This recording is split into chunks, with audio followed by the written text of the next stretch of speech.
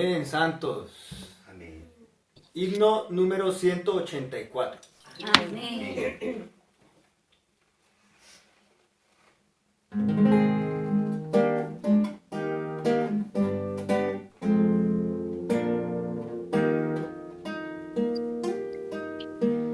Soy del Señor, oh qué inefable gozo, es la respuesta a su eterno amor. Gozosa fe da el sí oyendo, no temas redimido.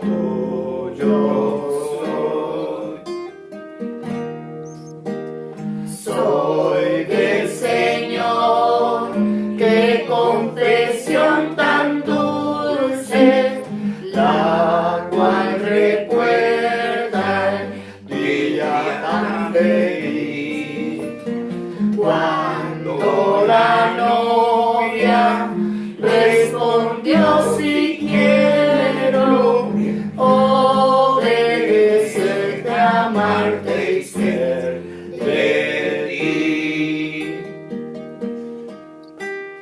Soy del Señor, mas tienes que enseñarme lo que envuelve amor y lealtad.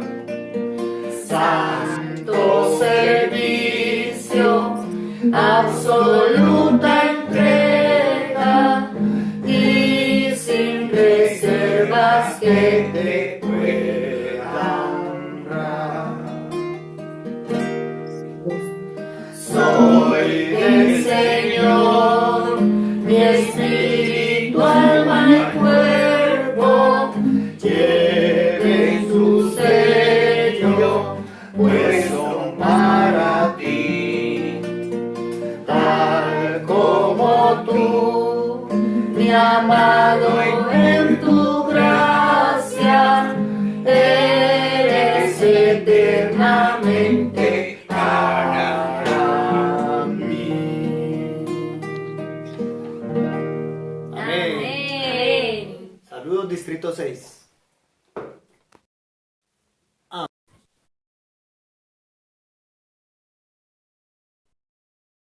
Santos, buenas noches. La gracia del Señor Jesús, el amor de Dios y la comunión del Espíritu Santo sea con todos nosotros. La palabra santa para el elevamiento matutino, las ofrendas materiales y el mover actual del Señor. Santos, esta noche nos acompaña el hermano Elías Paz para el elevamiento de esta nueva semana. Como siempre, quiero pedirle muy respetuosamente de que cierren sus micrófonos para tener un rico disfrute de esta palabra que va a ser abierto durante esta semana, de este bosquejo que vamos a tener, y que el Señor fluya ricamente dentro de nosotros y haga hogar en nuestro corazón. Adelante, hermano Elías. Buenas noches, amados hermanos. Realmente que este himno lo disfruto mucho. Soy del Señor. Oh, qué inefable gozo. Soy del Señor. Qué confesión tan dulce. Soy del Señor, mas tienes que enseñarme. Soy del Señor, mi espíritu, alma y cuerpo. Lleven tu sello, pues son para ti. Tal como tú, mi amado, en tu gracia, eres eternamente para mí. Bueno, nuestro hermano nos pidió que cerráramos los micrófonos, pero debemos mantener nuestro oído y nuestro espíritu abierto. Así que no importa si usted tiene cerrado su micrófono en su casa, ¿qué tal si declaramos soy del Señor? Soy del Señor. Amén. Pertenecemos al Señor. Y esa es una salvación eterna. Así que mi nombre es Elías Paz, como dijo el hermano, me reúno en la iglesia en San Pedro Sula, Honduras. Hace un tiempo estuve por Colombia, 2015 tal vez, con nuestro hermano Willy Weiss, 2015 por ese tiempo, para una conferencia de jóvenes. Y no había regresado hasta que comenzó la pandemia y el Señor nos dio la oportunidad de acercarnos nuevamente por medio del Zoom. Estuvimos ahí un tiempo con los jóvenes que trabajan o los jóvenes adultos, compartiendo algunas palabras y compartiendo con ellos, aún compartiendo con el equipo que sirve con los niños allá en Bogotá. Y pasó un tiempo donde el mar estuvo un poco agitado en nuestra vida personal, pero el Señor siempre estuvo en la barca y Él sigue en la barca. Así que estuve un poco, podemos decir que ocupado, tomando cuidado de estos asuntos. Sin embargo, el Señor, pues en su gracia, nos ha traído nuevamente para compartir en la comunión con ustedes. Quisiera, pues en cuanto a esta palabra santa para el avivamiento matutino, las ofrendas materiales y el mover actual del Señor, quisiera comenzar leyendo un racimo de versículos hallados en Mateo 6 del 19, al 34. Mateo es el evangelio del reino y prueba que Jesucristo es el Salvador Rey. Y en este pasaje de Mateo 6, el Señor habla a su pueblo. Bueno, popularmente lo conocen como el Sermón del Monte. Es un término muy bajo. Realmente esta fue la constitución y promulgación del reino por parte de este Salvador Rey. Él nos habla de cómo debe de conducirse un ciudadano del reino. Y en estos versículos nos habla con respecto a las riquezas materiales. Comienzo a leer del 19. No acumuléis para vosotros tesoros en la tierra, donde la polilla y el orín corroen, y donde ladrones horadan y hurtan, sino acumulad para vosotros tesoros en los cielos, donde ni la polilla ni el orín corroen, y donde ladrones no horadan ni hurtan. Porque donde esté tu tesoro, allí estará también tu corazón. La lámpara del cuerpo es el ojo. Así que si tu ojo es sencillo, todo tu cuerpo estará lleno de luz. Pero si tu ojo es maligno, todo tu cuerpo estará en tinieblas. Así que, si la luz que en ti hay es tinieblas, ¿cuán grandes serán esas tinieblas? Nadie puede servir a dos señores, porque o aborrecerá al uno y amará al otro, o será fiel al uno y menospreciará al otro. No podéis servir a Dios y a las riquezas. Por tanto os digo, hermanos en Bogotá, por tanto os digo, no os inquietéis por vuestra vida, qué habéis de comer o qué habéis de beber, ni por vuestro cuerpo, qué habéis de vestir. ¿No es la vida más que el alimento y el cuerpo más que el vestido? Mirad las aves del cielo, no siembran ni ciegan, ni recogen en graneros, y vuestro Padre Celestial las alimenta. ¿No valéis vosotros mucho más que ellas? Mateo 6:26, sigo leyendo. Pueden leer en su Biblia en casa. ¿Y quién de vosotros podrá con preocuparse añadir un codo a su estatura? Y por el vestido, ¿por qué os preocupáis? Considerad los lirios del campo, cómo crecen, no se afanan ni hilan. Pero os digo que ni aun Salomón en toda su gloria se vistió como uno de ellos. Y si a la hierba del campo, que hoy es y mañana se echa en el horno, Dios la viste así, ¿no hará mucho más a vosotros, hombres de poca fe? No os preocupéis, pues, diciendo, ¿qué comeremos? ¿O qué beberemos? ¿O con qué nos vestiremos? Porque los gentiles buscan con afán todas estas cosas. Vuestro Padre Celestial sabe que tenéis necesidad de todas estas cosas. Mas buscad primeramente su reino y su justicia, y todas estas cosas os serán añadidas. Así que no os inquietéis por el día de mañana, porque el día de mañana traerá su propia inquietud. Basta cada día su propio mal. Así que, queridos hermanos, aquí el Rey nos muestra cómo debe ser nuestra actitud con respecto a las riquezas materiales. Y esta palabra santa para el avivamiento matutino, repito, tiene como tema las ofrendas materiales y el mover actual del Señor. El Señor tiene un mover actual. En cada era el Señor tiene un mover. En la era de los patriarcas se movió a través de los patriarcas.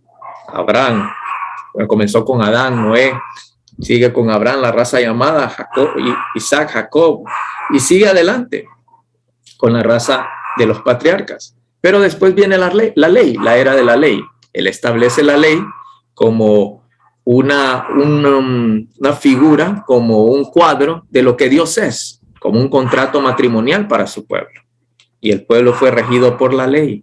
Pero después vemos la era de la iglesia, la era de la gracia. Y la última es la consumación, que es la era del reino. Y esta era del reino es llevada a cabo, o es ejecutada por los vencedores. ¿En qué era estamos? Hay uno que dice, ¿eres de los vencedores? El Señor está en búsqueda de vencedores. En Apocalipsis hay un llamado para todos nosotros. 7 veces el Señor nos llama y dice, al que venza, al que venza, al que venza. Así que en cada era hay un mover actual. Y para ese mover actual el Señor necesita vasos. Por eso el Señor creó al hombre de una manera muy especial en Génesis. Nos creó como un vaso. Romanos 9 nos muestra esto también. ¿Para qué? Para que nosotros tengamos un contenido. Y ese contenido es Dios. Esta es la economía de Dios. Así que cuando usted ve este asunto de las ofrendas materiales, por favor, no lo vea separado, alejado de la economía de Dios. Le pido que se ponga los anteojos de la economía de Dios mientras usted ve este tema. ¿Por qué? Porque el deseo de Dios es dispensarse en el hombre. Esta es la manera en que Dios cumple o lleva a cabo su economía. Él dispensa todo lo que Él es en el hombre, todo lo que Él tiene, todo lo que Él ha obtenido en el hombre, de modo que el hombre pueda expresar a Dios y representar a Dios, tal como nos muestra Génesis 1:26. Fuimos creados a imagen y semejanza para expresión, pero también se nos dio dominio para representación. Así que Dios quiere que el hombre lleve a cabo su economía, pero para eso necesita llenar al hombre consigo mismo.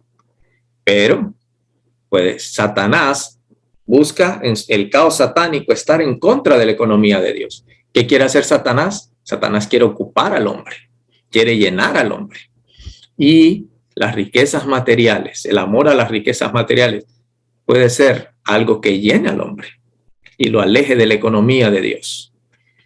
Puede ser el afán o la ansiedad que nos llena y nos aleja de la economía de Dios. Ahora, las riquezas materiales pueden ser un medio por el cual la economía de Dios puede llevarse a cabo. Pero eso depende de qué estamos nosotros ocupados, ¿verdad? Un hermano hace un tiempo nos contaba que alguien le preguntó cuál era su ocupación. Si a mí me preguntan cuál es mi ocupación, a usted le preguntan, tal vez usted sea abogado, ingeniero, doctor. Pero este hermano contestó, mi ocupación es Dios, porque no quiero que nada más me ocupe, solo Dios. Así que esta es mi ocupación. Nosotros debemos estar abiertos a la economía de Dios, que Él pueda llevar a cabo su economía en nosotros. Y para eso Él necesita ganarnos completamente. Por eso, Él necesita ganarnos de manera personal y necesita ganarnos de manera corporativa. Y en la vida de iglesia, tenemos la manera corporativa. El apóstol Pablo escribió 2 epístolas a una iglesia, podemos decir una iglesia bebé, era la iglesia en Tesalónica. Y en Primera de Tesalonicenses 1:3 les dice, acordándonos sin cesar delante del Dios y Padre nuestro de vuestra obra de fe, de vuestro trabajo de amor y de vuestra perseverancia en la esperanza. Oiga bien esto. La iglesia en Bogotá tiene que tener estos ingredientes básicos: obra de fe, trabajo de amor y perseverancia en la esperanza. Déjeme hacerle una pregunta. Para llevar adelante la obra con los niños, ¿se requiere amor? Claro que sí. ¿Se requiere fe? Claro que sí. ¿Y se requiere perseverancia y esperanza? Claro que sí. ¿Qué hay de la obra con los jóvenes y los universitarios? ¿Requiere amor? Sí, los jóvenes tienen que caber en su corazón. ¿Requiere fe? Claro que sí. A veces vemos algunos jóvenes que no están en la vida de iglesia tan afirmados o que están con un pie en el mundo en la vida de iglesia. Necesitamos tener fe que estos jóvenes van a llegar a ser útiles. ¿Y necesitamos perseverancia? Claro que necesitamos perseverancia. ¿Tener esperanza? Claro que necesitamos tener esperanza. ¿Qué hay acerca del pastoreo en general de los santos? ¿Necesitamos amor? Claro que sí. ¿Necesitamos fe? Claro que sí. ¿Perseverancia y esperanza? Claro que sí. ¿Qué hay acerca del dar? ¿Necesitamos amor?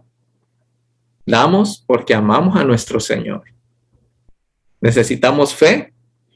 Al dar, estamos dando testimonio que vivimos por fe, que nuestra fe no está puesta en las cosas materiales. ¿Necesitamos perseverancia? Claro que sí. Usted no da una sola vez, usted da cada vez que el Señor lo pide. ¿Y necesitamos esperanza? Sí, necesitamos tener esperanza. Ahora bien, si vamos a segunda de Tesalonicenses 1:3 también, podemos apreciar cómo estos tres elementos e ingredientes tienen un cambio. Y el apóstol Pablo se lo hace notar a la iglesia en Tesalónica.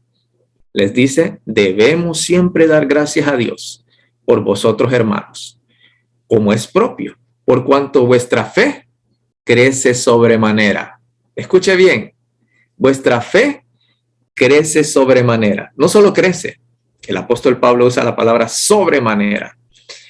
Y el amor de todos y cada uno, oiga bien, todos y cada uno. Ahí no había excepción alguna. ¿Sabe qué es todos? Todos es todos.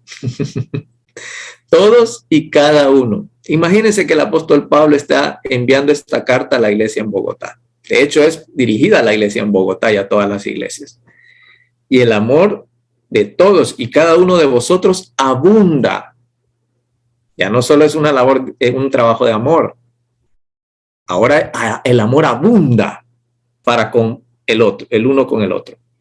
Tanto que nosotros mismos nos gloriamos de vosotros entre las iglesias de Dios, por vuestra perseverancia y fe, ¿en qué? En todas vuestras persecuciones y tribulaciones que soportáis. Ya no es la perseverancia en la esperanza, ahora es una perseverancia en las tribulaciones y persecuciones. La iglesia en Tesalónica había llegado a un estado de madurez que podía sobrellevar la persecución, que podía sobrellevar las tribulaciones. Perseveraba a pesar de ellas. Entonces el dar acrecenta nuestro amor, hace que nuestro amor abunde.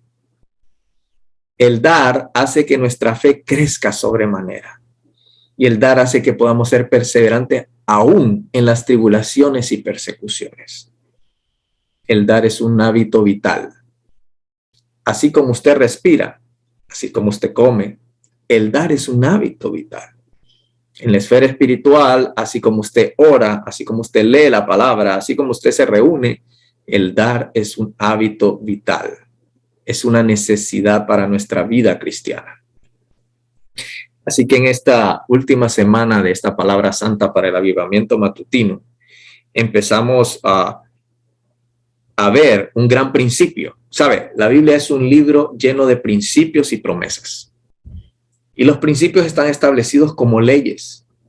Así que en 2 de Corintios 8, 13 al 15, el apóstol Pablo le habla a los corintios. Y al final les establece un principio en el versículo 17.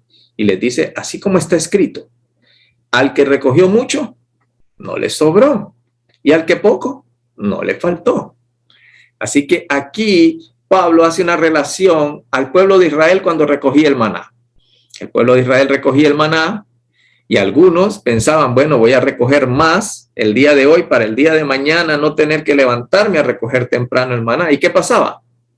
El maná se podría y el maná tomaba mal olor, se arruinaba. Así que ese excedente que él había recogido se perdía, ¿verdad? ¿Y qué pasaba con los que recogían pocos? Le bastaba. El día siguiente recogían más. El único día que no recogían era el día de descanso, así que el día anterior recogían por esos 2 días. Pero los demás días no se podía recoger más. Así que cuando nosotros hay un equilibrio divino. El Señor sabe cómo equilibrar nuestras finanzas. El Señor no quiere que suframos escasez, pero tampoco quiere que tengamos en exceso. Así que Él se encarga de tener ese equilibrio. Nuestro hermano Watchman Nee nos dice, bueno, puede ser que nos enfermemos o que tengamos alguna situación donde ese dinero se disipa. Así que al dar, nosotros debemos de ser sabios y sensatos delante de Dios. Muchos se conforman con dar el diezmo. Y sabe, este es un asunto a veces hasta delicado, en el sentido de que muchas personas toman esto como que se habla por necesidad o se habla para recoger fondos. No hablamos del dar por eso. Hablamos del dar porque Dios necesita ganar nuestro corazón primeramente. Nuestro corazón necesita ser la buena tierra. Y en Mateo 13 vemos este asunto de los tipos de tierra, los tipos de suelo. Esta semana estuvimos estudiando acerca de 2 de Samuel 7, donde David quiere hacer casa para Dios, una morada, y Dios le dice, no, tú no me harás morada. Yo quiero edificarme en ti. Ese es el deseo de Dios. Pero Dios viene como la semilla de vida a ser sembrada en nosotros, pero el hecho de que esta semilla crezca depende de los elementos que nuestro corazón le provee a esta semilla. Pero si en nuestro corazón está el amor por las riquezas, el afán y la ansiedad por las cosas materiales, entonces esta semilla no puede crecer. No hay manera de que la semilla pueda crecer. Así que no hablamos esto por una necesidad, no hablamos esto por tener algo más, no. Hablamos esto para ser liberados, para ser salvos del engaño de las riquezas. Recuerde que todo le pertenece a Dios. Todo lo que usted tiene es de Dios. De hecho, usted no lo tiene. Usted es un mayordomo. Y yo somos mayordomos. Dios simplemente nos lo da en administración. Así que debemos de ser sabios aún en el manejo de las riquezas materiales. Más adelante podemos ver la manera en que un cristiano, un creyente, administra el dinero es a manera de no retenerlo. Muchas veces nosotros queremos retener, queremos guardar, queremos tener algo para nosotros mismos, ¿verdad? Entonces, ¿qué hacemos? Retenemos el dinero. ¿Y qué estamos haciendo? Lo que estamos haciendo simplemente es que estamos cortando, estamos frustrando la bendición del Señor. Estamos frustrando el mover del Señor. Porque el Señor necesita moverse en esta tierra. Pero nosotros muchas veces tomamos las riquezas materiales y las retenemos. Ahora bien, el Señor es sabio. El Señor es muy sabio. ¿Sabe? Usted tiene una manguera. Si usted pone un tapón a la manguera va a tener la misma cantidad de agua. Pero si usted quita el tapón, va a tener más agua y más agua y más agua va a estar fluyendo. Va a estar saliendo, pero va a estar entrando. De la misma manera es este asunto de las ofrendas materiales. Hay un gran tapón del evangelio. Nuestro hermano Watchman Nee lo habla. Hay un gran tapón para el evangelio. Hay un gran tapón para el mover de Dios. Y podemos decir, las riquezas materiales. Yo diría, es nuestro corazón que ama las riquezas materiales. Es un gran tapón. Algo que impide que el mover del Señor pueda ser realizado. Ahora bien, este asunto del dar es una siembra. Y eso podemos verlo en la palabra cuando nos dice 2 Corintios 9:6, que consideremos esto. El que siembra escasamente, también segará escasamente. Y el que siembra con bendiciones también segará. Cada uno dé como propuso en su corazón. Escuche bien, no con tristeza, ni por necesidad, porque Dios ama al dador alegre. Así que cuando nosotros damos, cuando nosotros colocamos esa ofrenda en la caja de las ofrendas, nuestro corazón debe estar lleno de alegría. Nosotros debemos estar alegres. De hecho, en inglés hay un término y es hilarante. No solo alegre, sino desbordando de alegría. ¿Por qué? Porque simplemente estamos contribuyendo al dar al Señor lo que es del Señor. Nosotros debemos de aprender este gran secreto y es el de sembrar. Nosotros no sembramos de una manera supersticiosa. esperando recibir. Oh, si doy tanto, el Señor me va a dar más. No lo hacemos de esa manera. Lo hacemos porque amamos al Señor, porque amamos a la iglesia, porque amamos a los santos. Y el Señor tiene sus principios. ¿Sabe? Yo aquí tengo un bote. Yo puedo hacer esto. Lo puedo hacer 1.000.000 de veces, hermana Otilia. Usted me está viendo. ¿Qué va a pasar? Lo mismo. Este bote no se va a quedar suspendido en el aire. Siempre va a caer.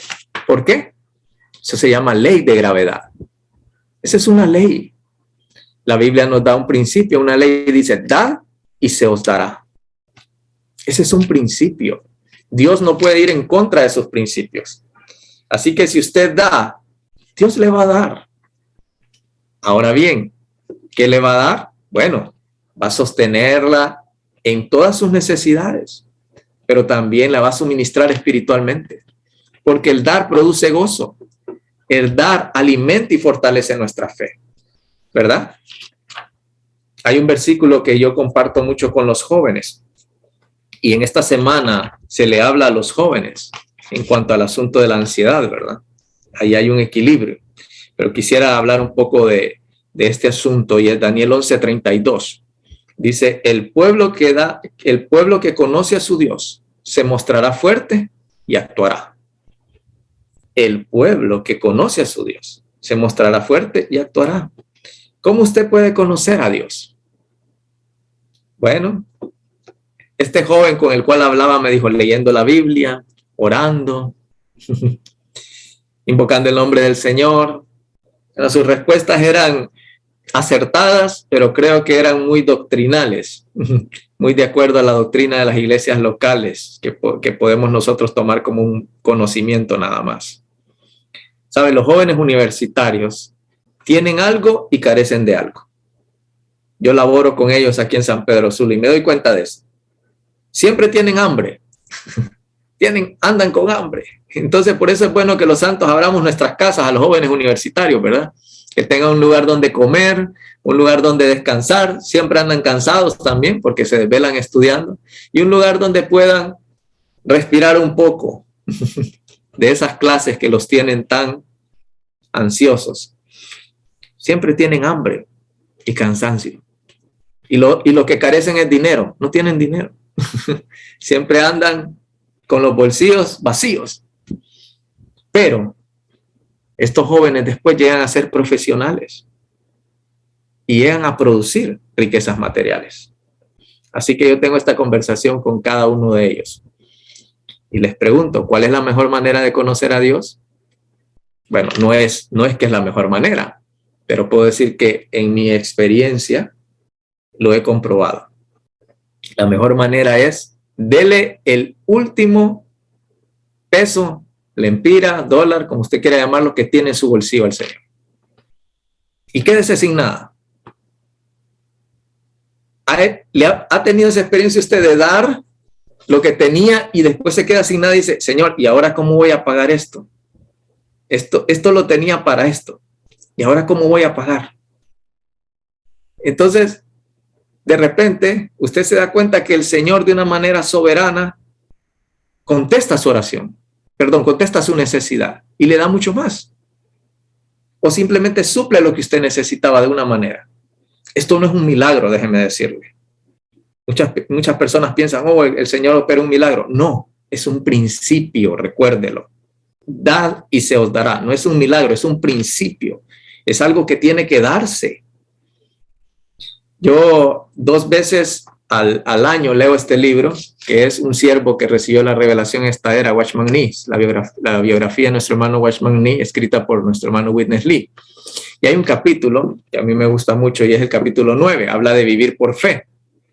Aquí el hermano Nee narra una de sus experiencias en cuanto al dar.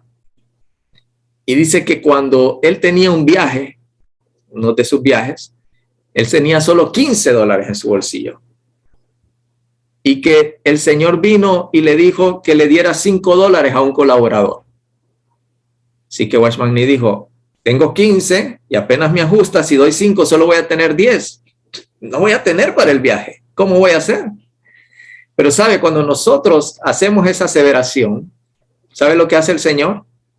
El Señor no pelea con nosotros. El Señor no nos da explicaciones. El Señor simplemente nos dice, dale los $5. No sé si usted ha tenido esa experiencia. Señor, pero ¿cómo voy a hacer? Dale los $5. Entonces, el hermano Washmani salió a caminar y se encontró con el colaborador, que también salió a caminar. Y entonces el hermano Washmani le dio los $5. El hermano Washmani estaba lleno de gozo después de esto, haber obedecido a la palabra de Dios. Pero ¿sabe qué pasó? Después el hermano Washmani dijo, ¿y ahora cómo voy a hacer? Señor, tú tienes que llevarme en este viaje. Así que el Señor, de una manera muy soberana, en el principio del dar y se os dará, pudo llevar al hermano Washmani, porque había el barco en el que iba estaba lleno, pero había un espacio en la proa y le dijo a la persona, simplemente lleva lo que necesites para comer. Entonces el hermano Washmani pudo llegar al lugar donde iba. Cuando él regresó, el hermano Washmani, la esposa de este colaborador que recibió los $5 le dijo lo siguiente: me parece que cuando usted partió de viaje no tenía suficiente dinero. ¿Por qué le dio $5 a mi esposo? Le pregunté qué había ocurrido con los $5. Y me dijo, el miércoles nos quedaba en casa solo $1, el cual ya habíamos gastado el viernes, por lo cual oramos todo el día. Entonces mi esposo tuvo el sentir de que debía salir a caminar y se encontró con usted. Y usted le dio los $5, que nos duraron 5 días. Posteriormente, Dios nos proveyó por otro medio. Ella continuó su relato con lágrimas. Me gusta esta parte, la afirmación que dice esta querida hermana. Si usted no nos hubiera dado los $5 aquel día, habríamos pasado hambre, lo cual en realidad no importaba. Pero, ¿dónde habría quedado la promesa de Dios? Escuche esto. Ella no estaba preocupada tanto por el hambre, por no tener, sino ¿dónde quedará tu promesa? Su testimonio me llenó de gozo. El Señor me usó a mí para suplir la necesidad de ellos con los $5. La palabra del Señor ciertamente es fiel. Dad y se os dará. Dios es fiel. Dios no puede ser infiel a su palabra. Si Él dice, dad y se os dará, ese es un principio. Téngalo en mente y en su corazón. Para los santos tal vez no es tanto problema dar el diezmo. Pero cuando damos el diezmo, ¿sabe qué estamos haciendo? Estamos cumpliendo con un deber antiguo testamentario. ¿Qué es bueno? Sí. Estamos dando la primera parte, ¿no? De lo que el Señor nos da. Pero el Señor no quiere en sí el diezmo. El Señor quiere nuestro corazón. Entonces, realmente, lo que gana nuestro corazón, o lo que hace que el Señor gane nuestro corazón, es lo que damos después del diezmo. Es lo que usted da después de lo que supuestamente tuvo que dar. Es lo que usted da cuando el Señor le pide. Y cuando usted queda en esas transacciones con Dios, ahora, ¿cómo vas a hacer conmigo y con esta situación que tengo? Quiero contarle una experiencia de un hermano joven colaborador.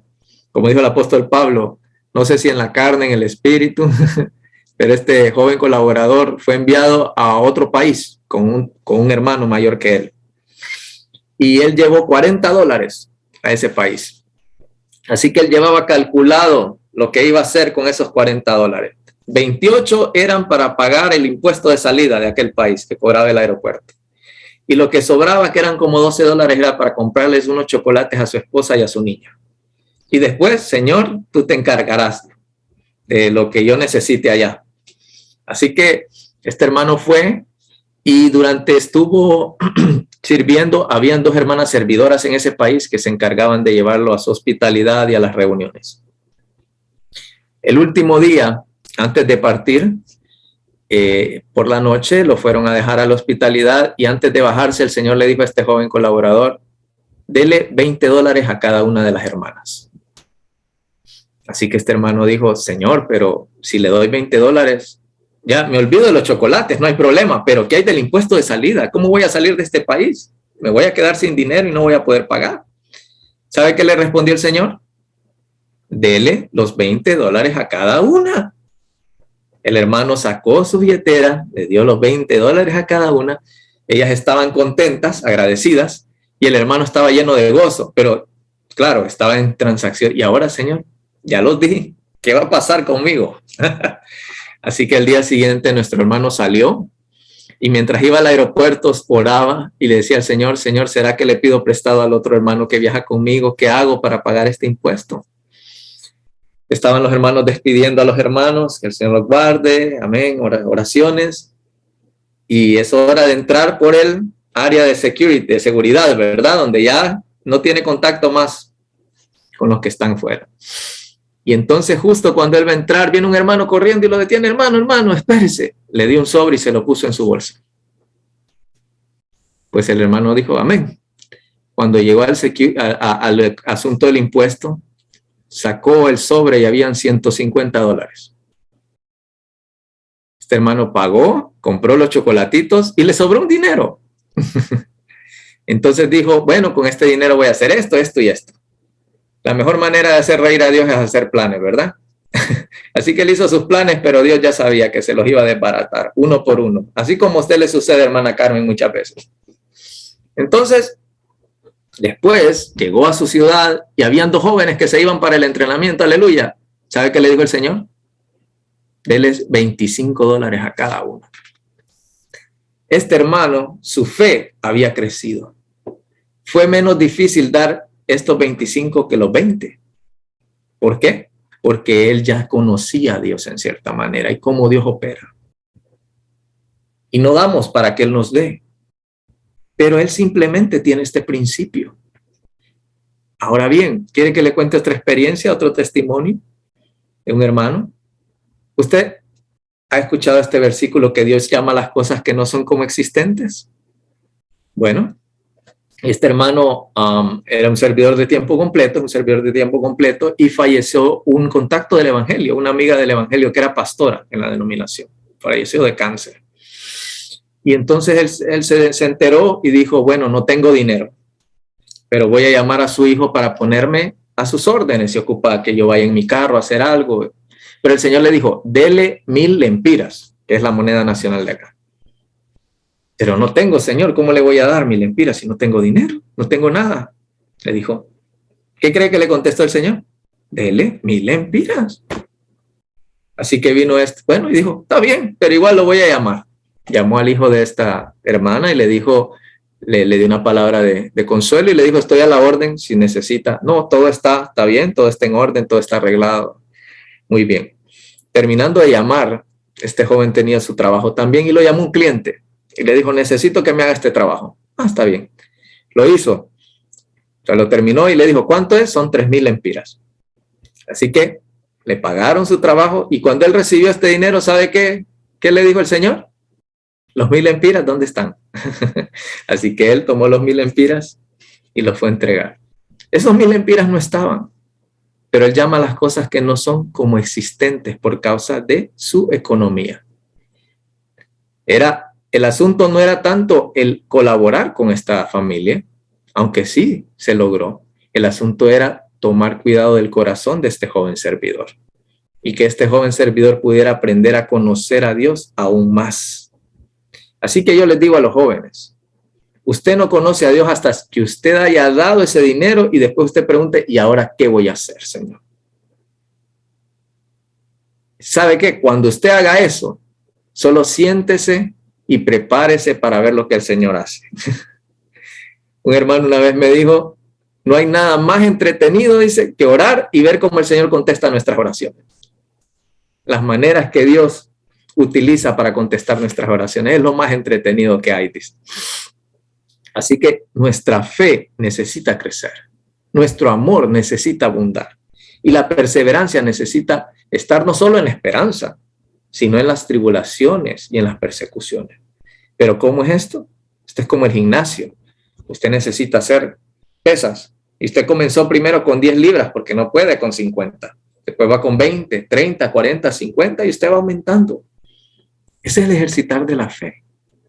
Pero para poder tener que nuestra fe crezca, nosotros necesitamos cooperar con Dios. En este sentido, la siembra es un asunto muy importante. Nosotros debemos sembrar con bendiciones. Debemos sembrar de modo que el Señor pueda pastorear a otros y pueda ganar nuestro corazón. Así que si estamos dispuestos a dar en el recobro del Señor, la obra no carecerá de recursos. Muchas veces el Señor no logra avanzar. ¿Por qué? Porque faltan recursos. Es necesario desprendernos por causa del Señor. Ahora bien, una vez yo viajé a un país donde la obra es muy prevaleciente, ha sido muy prevaleciente. Nuestro hermano Lee laboró en ese país. Y entonces yo noté que en ese lugar los santos no eran tan pudientes hablando económicamente. Pero me llamó la atención que es el país que más servidores tiene en toda la tierra. En todo lugar va a encontrar un servidor de ese país. Así que como yo soy un poco preguntón, me acerqué a uno de los hermanos y le pregunté, hermano, ¿cómo es que ustedes logran sostener a tantos obreros y sostener la obra? Y él me dijo esto que realmente me impresionó. Me dijo, cada santo da la mitad de su salario anual a la iglesia y a la obra. Oiga bien, ellos viven con la mitad de su salario y dan la otra mitad a la iglesia y a la obra. La respuesta es clara. Dios no se va a quedar de brazos cruzados y no va a bendecir esto. Tiene que bendecirlo. Así que por eso el Señor ha permitido que muchos obreros salgan de este país, que la obra ahí sea prevaleciente. Ahora le pregunto a usted, ¿dónde tiene su corazón? ¿Dónde esté su tesoro? A ver, ¿dónde está su tesoro entonces? ¿Su tesoro ya fue depositado en la caja de ofrendas? Si su tesoro es depositado en la caja de ofrendas o es dado a este hermano que está en necesidad, ¿verdad? Su tesoro no solo es el diezmo, déjeme decirle, porque con el diezmo usted tiene todavía un margen económico para suplir sus necesidades. Usted deja algo para usted. Su tesoro es ese algo, ese margen, donde usted dice, ¿y ahora cómo voy a hacer? Ahí es donde está su corazón. Una vez una hermana me dijo, hermano, yo no tengo problema con ese versículo. Yo no anhelo un carro nuevo, yo no anhelo tener una mejor casa, yo no anhelo tener mejor ropa. Entonces le dije, hermana, ¿le puedo poner un termómetro espiritual? ¿Le puedo medir la temperatura espiritual? Me dijo, sí, hermano. Ok, le voy a hacer una pregunta. Cuando usted recibe ese cheque de pago, ¿qué es lo primero que se viene a su mente? ¿Qué es lo primero que usted piensa? Y ella me dijo, en pagar mis deudas. Ok, su tesoro son sus deudas. Sus deudas es lo que determina cuánto usted le va a dar al Señor. Entonces, cuando usted recibe su cheque, que realmente no es su cheque, eso es del Señor. Usted es un mayordomo. Usted no debe decirle, Señor, aquí está el diezmo. No, el Señor, ¿con cuánto puedo vivir yo? ¿Cuánto me vas a dar? Porque esto es tuyo. El 30, el 40, el 50, el 70, el 80, el 90. Bueno, a veces el Señor hasta le puede dar un 95 si quiere para usted. Pero el asunto es que usted da como propuso en su corazón. Pero ¿quién pone el querer como el hacer? El Señor en usted. Es interesante que 1 Corintios 15 es el capítulo de la resurrección. Pero el capítulo 16 de este libro, el apóstol Pablo comienza a decir, en cuanto a la colecta para los santos, haced vosotros también como ordené a las iglesias en Galacia. Dice, cada primer día de la semana, cada uno de vosotros ponga aparte algo, según haya prosperado guardándolo, para que no se hagan las colectas cuando yo llegue. Cada primer día de la semana. Lo primero, ¿qué es? Poner algo aparte. Ahí no dice el diezmo. Dice algo, según haya prosperado. Entonces usted pone algo aparte. Pero sabe, usted está poniendo ese dinero aparte, pero ¿sabe qué va ahí en ese dinero? Ahí va su corazón. Usted está poniendo su corazón ahí. Ahí va su mente con sus razonamientos y ahora no me va a ajustar para pagar la energía eléctrica o el agua. Ahí van sus emociones, de repente algo que usted quería mucho, y ahí va su voluntad, lo que usted anhela, lo que usted desea. Ahí va su corazón. Ahora bien, es interesante que después del capítulo de la resurrección, este sea el primer versículo que se hable. Y es porque la Biblia no está escrita en desorden. La Biblia lleva un orden. Para dar, nosotros necesitamos la vida de resurrección. Usted y yo en nosotros mismos no podemos dar. Usted y yo en nosotros mismos daremos lo que nosotros pensamos que debemos dar. Pero en la vida de resurrección, nosotros somos capaces de atender a lo que el Señor pueda requerir de nosotros. Todo lo que el Señor requiere de nosotros, su gracia lo suministra. Así que, queridos hermanos, recuerden esto, la Biblia es un libro de principios y nosotros debemos de apegarnos a estos principios. Dad y se os dará. ¿Por qué damos? Damos porque el Señor quiere ganar nuestro corazón. Y lastimosamente nuestro corazón muchas veces está pegado a las riquezas materiales y a los afanes de esta vida. ¿Qué es lo que mueve el mundo? Es la ansiedad. La ansiedad mueve el mundo, el afán mueve el mundo. Todos trabajan por obtener algo. ¿Para qué? Para satisfacer sus necesidades. Ahora bien, no quiere decir que no vamos a trabajar.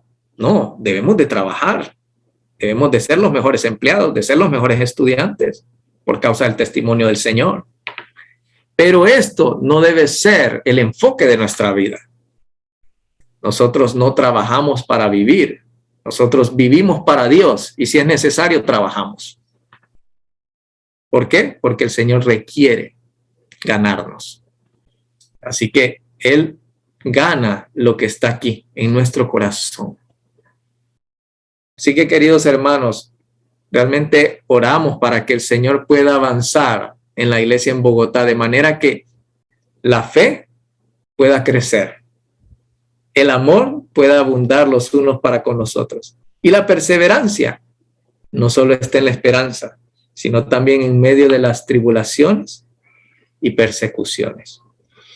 Que la escasez no restrinja nuestro corazón, que cuando vengan momentos de bonanza económica, no restringamos nuestro corazón, demos al Señor. Cuando vengan momentos de restricción económica, en la cual no recibimos tanto, nosotros podamos dar al Señor. ¿Para qué? Para que nuestro corazón sea ganado, para que el Señor pueda llevar a cabo su mover y Él pueda llevar a cabo su economía, poder dispensarse en nosotros para nosotros ser su expresión y representación en esta tierra. Gracias, hermanos, por brindarme este tiempo. Es un gozo poder verles nuevamente y poder estar con ustedes.